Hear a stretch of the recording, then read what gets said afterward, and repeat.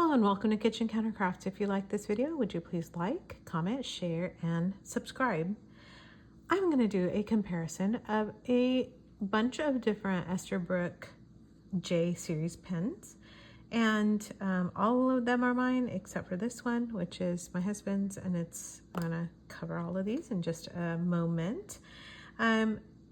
These two right here are Series J.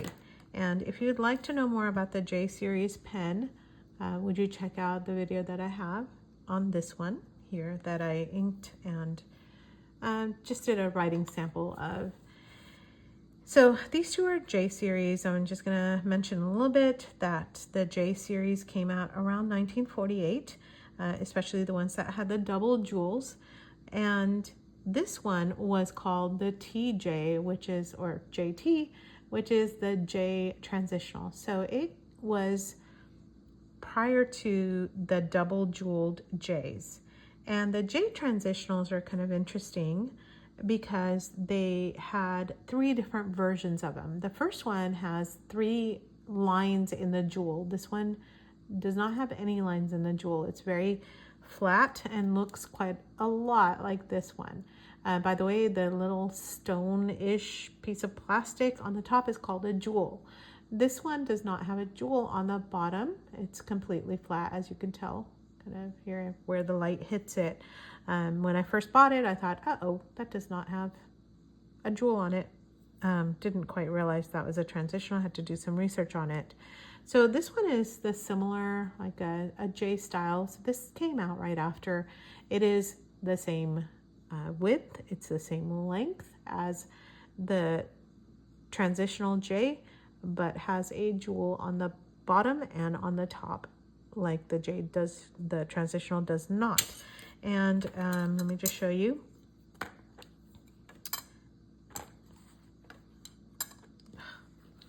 Okay, things are not working.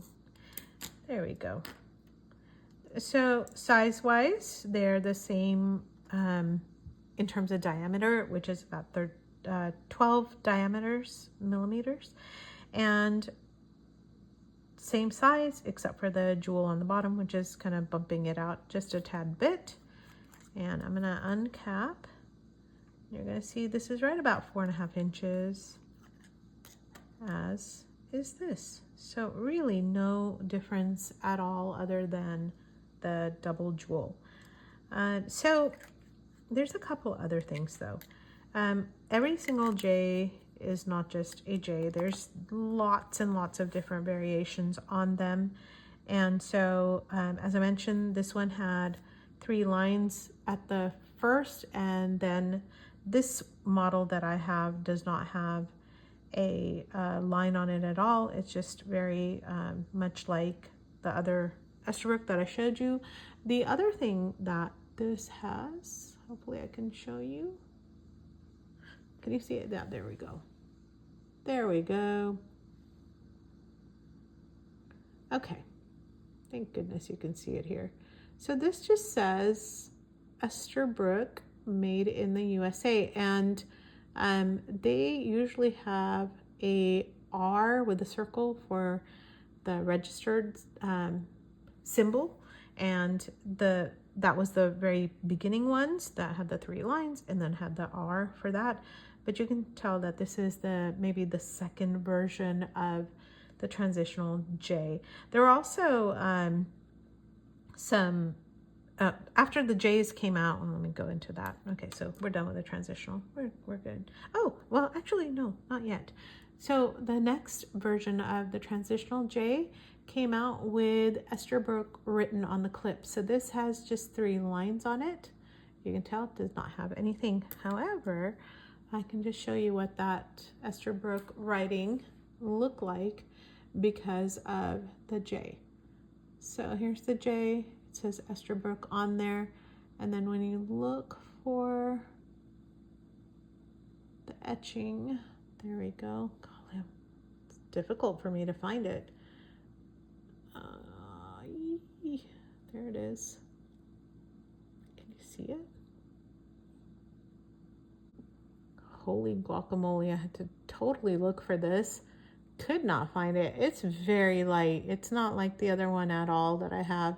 So this one actually has the circle with the registered trademark on it, although the clip has Esterbrook written on it. So very interesting in how they developed that out. But this is a J. So that is definitely after this one. So this one came in 3 different versions, and then you have the Esterbrook. And one of the, I'm sorry, Esterbrook J. And so the J series has 6 colors, and I have 3 here that I've just shown you. This is called the Pearl Gray. That is called the Dubonnet Red, D-U-B-O-N-E-T, Dubonnet Red, or just red. And then the Cobalt Blue, there's also black. There's a lovely green and a gorgeous copper. I think they're all really, really pretty. The acrylics on them are just beautiful. There's also one that has pinstriping on it. I don't think any of mine have pinstriping on them at all.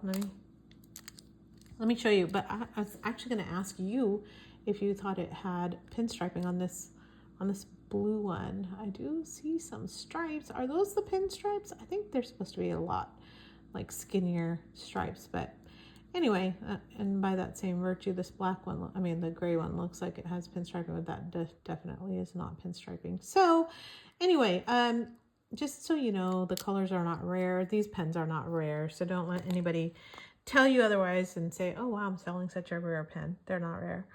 They're widely available. The pinstriping ones are called icicles, and those might be a little bit more rare.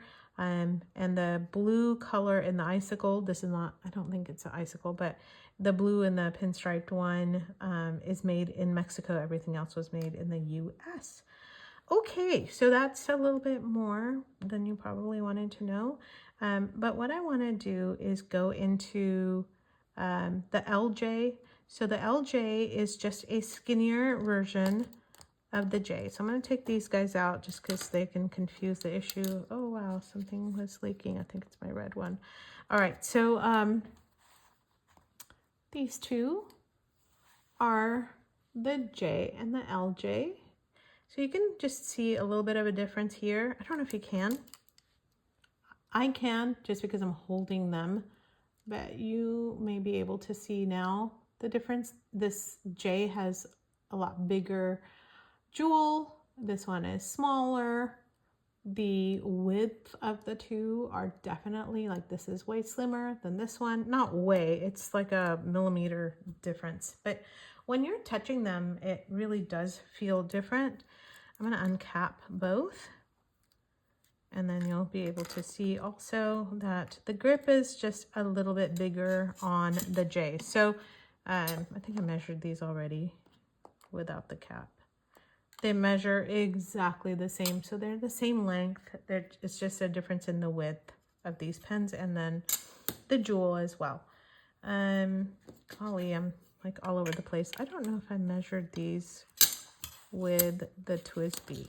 So let's put the caps back on. Oh, on the cap, it's one, mine's like 1.5. A lot of people say it's a 1 turn, but I don't know, maybe a full turn on it, maybe 1 1/4. It's not that much, whatever it is. They're designed for quick writing. So here's a Eco, TWSBI Eco, and you can see the difference in these pens, where the TWSBI Eco is about 1/2 inch larger.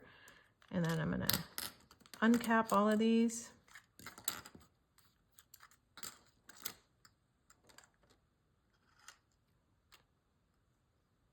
And you can see how much smaller they are than the TWSBI Eco. All right. So now I want to do I don't know why I just capped these two. I want to do a writing test between the one that I have and the one that my husband has, mainly because he has a flex nib, and I know that people are interested in, yikes, the flex nib. It is not inked, so I'm just gonna dip it, and his is where am I? All right, there we go. Can you see the different nib? It is the 9048 for his. Golly, totally going blind, I'm telling you. All right, so there's his, and then here is mine, and that is a 9556, and that is a fine firm. Oh, let me talk a little bit about the nibs here. So both of these are number 9000 series nibs, and just a little bit of information on the series. So the 1000 series and the 2000 series are all like rolled. So it means that the nib metal is kind of rolled steel, and they are untipped. So they make a little bit harder. I think people are not used to that. So people don't like them because they're a little bit scratchier. But the 9000 series is a great series because it is tipped, and it was sold as an upgrade, and they're tipped with an alloy called osmiridium, and so you can see a little bit of tipping on both. Now again, these are 80-year-old pens that have been written by people, so just be aware that it's not going to be like this perfectly brand new pen unless you find something that was sold as new. So okay, with that, the 9000 series are just great, and they make for smoother handwriting. So I'm going to do a sample just real quick.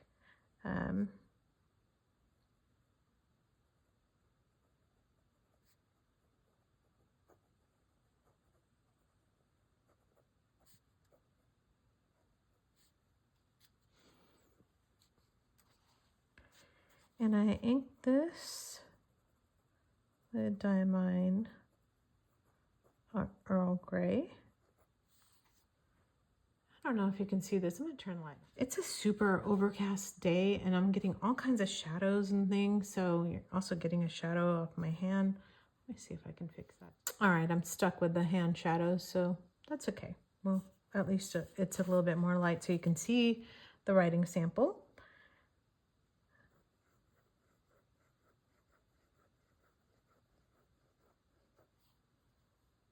And I think I'm going to do it side by side. That way you can see this is the LJ. I'll put the J there.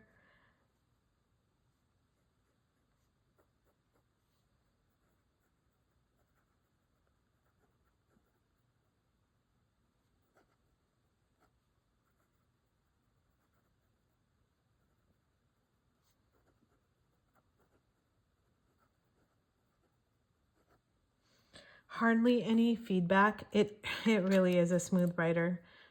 I'm really impressed with it. And I'm just going to dip this into my Diamine bottle here.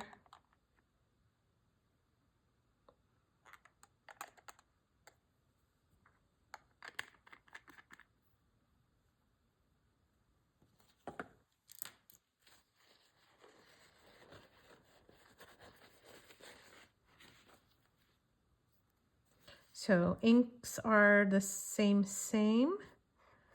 And this is the J. I need to write the nib size, don't I? This is the 9048.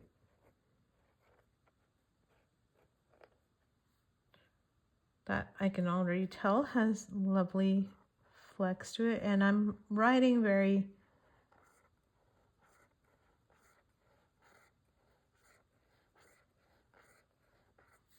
lightly with it.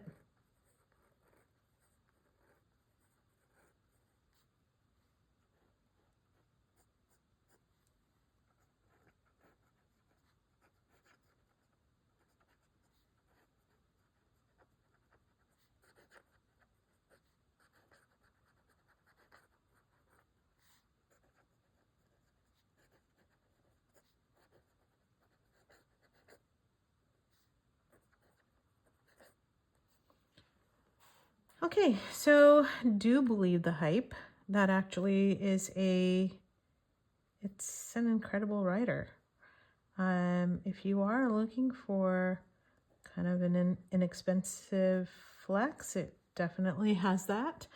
People are like, oh gosh, it's like writing with a nail. It's not. It has, I mean, especially on my side to side, it was doing really, really well with that. So I think it's pretty impressive. That's the first time I've written with that.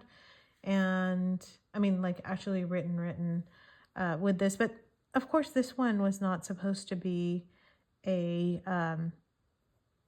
flex nib. It is a firm fine. So I'm going to just jot that down. Firm fine, and this is a flex. It's called a EF flex. And it's not really an extra fine flex in my opinion. It's actually a fairly nice flex that you get from that. So I don't know. I hope you enjoyed that. Just the tale of two Esterbrook's and learning a little bit more about these pens.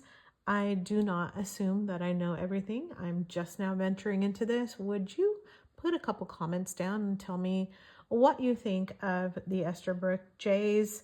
And have you seen a transitional one before? What is one of the ones that you have? What's your favorite nib? Share what you know about these pens. Also, if you don't have one, what's stopping you from getting one? Are you like me, where you were like, nah, I'm just going to go into a different avenue and look at Schaefer's or Parker's or whatever. So I'd love to hear what you have to say. And if you like the video, would you give it a thumbs up? And your comments are always helpful. So until the next video, bye.